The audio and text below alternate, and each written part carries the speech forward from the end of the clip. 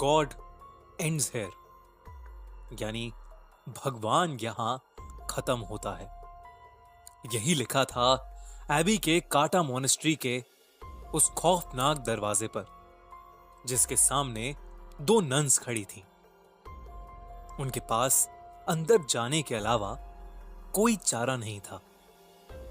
एक नन ने दूसरी से कहा, आज हमें अपनी लाइफ सैक्रिफाइस करनी ही होगी, वरना इस दुनिया में कोई भी जिंदा नहीं बचेगा। उन दोनों ने उस दरवाजे को खोला और काटा मोनेस्ट्री के अंदर चली गईं। वहां उनका इंतजार एक भयानक दिखने वाली नन कर रही थी, जिसका नाम वैलिक था। वैलिक ने एक नन पर हमला करके उसे वहीं मार डाला। मरते मरते उस नन ने दूसरी नन को एक चाबी दी और कहा कि उसे ही ये करना होगा। दूसरी नन ने वो चाबी ली और किसी चीज की तरफ भागी, लेकिन इससे पहले कि वो कुछ कर पाती, वैलिक उस पर भी हमला करने लगी। लेकिन वो वहां से भाग गई और इससे पहले कि वैलिक उस तक पहुंचती, उसने फांसी लगाकर खुद को मार डाला।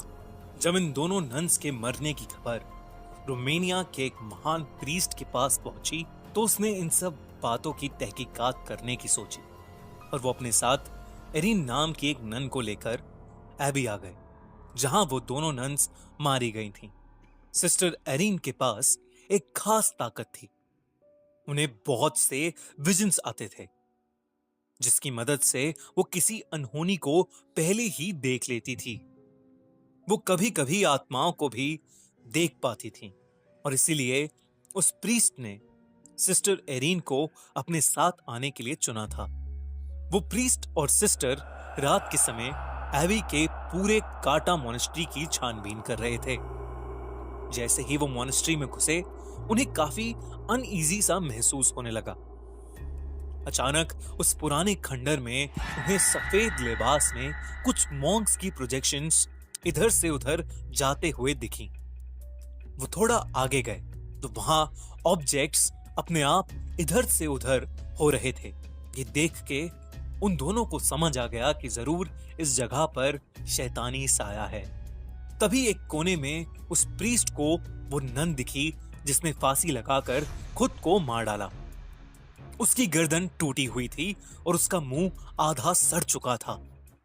अचानक उस नन ने अपनी आंखें खोली और उस प्रीस्ट पर हमला करके उसे एक कॉफिन में कैद कर दिया। दूसरी तरफ सिस्टर एरिन एबी के काटा मोनेस्ट्री में रह रही एक नन से टकरा गई। उससे बात करने पर मालूम हुआ कि बहुत समय पहले वहां पर एक एग्जॉर्सिज्म किया गया था, जिसके दौरान हमारी दुनिया में एक पोर्टल खुल गया था।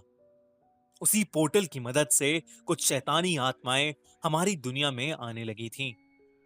वैलिक नाम की एक शैतानी आत्मा भी उसी पोर्टल के जरिए इस दुनिया में आई थी। कहते हैं कि वैलिक बहुत ज्यादा खतरनाक है और जो कोई भी भगवान की पूजा करता है, वो उस इंसान को जिंदा नहीं छोड़ेगी। सिस्टर एरिन ने उस नन से पूछा कि वो किस तरह वैलिक को हरा सकते हैं। ऐसे में उस दूसरी नन ने कहा कि उसे सिर्फ जीसस क्राइस्ट के खून से मारा जा सकता है। उनका खून एक एंटीक रेलिक में बंद है और उस रेलिक को सिर्फ एक चाबी से खोला जा सकता है। उस नन ने बहुत डरते हुए सिस्टर एरिन को वो चाबी दे दी। सिस्टर एरिन ने जैसे ही वो चाबी अपने हाथ में ली, तभी उन्होंने कुछ नेगेटिव एनर्जी महसूस की। उन्हें घुटन होने लगी और उनकी आंखों के सामने एक कॉफिन का विजन आया। वो समझ गई कि प्रीस्ट किसी मुसीबत में है और वो उन्हें बचाने के लिए भागी। वो अपने विजन की हेल्प से उस कॉफिन तक पहुंच गई। उस कॉफिन के अंदर बहुत से सांप थे जो प्रीस्ट को अंदर से खींच रहे थे, लेकिन एरिन ने प्रीस्ट को किसी तरह बाहर निकाल ही दिया। जैसे ही प्रीस्ट बाहर निकले, सिस्टर एरिन ने देखा कि उन सारे सांपों के बीच वैलिक लेटी हुई थी, जो कि प्रीस्ट को बाहर नहीं जाने दे रही थी। इससे पहले कि वो कुछ समझ पाते, वेलिक अचानक से गायब हो गई। सिस्टर एरीन ने प्रीस्ट को वो चाबी दी और उन्हें बताया कि वेलिक को कैसे खत्म किया जा सकता है। प्रीस्ट ने पूछा कि उसे ये सब कैसे पता लगा। सिस्टर एरीन ने कहा कि एबी की काटा मोनेस्ट्री में रहने वाली एक नन ने उसे ये सब बताया।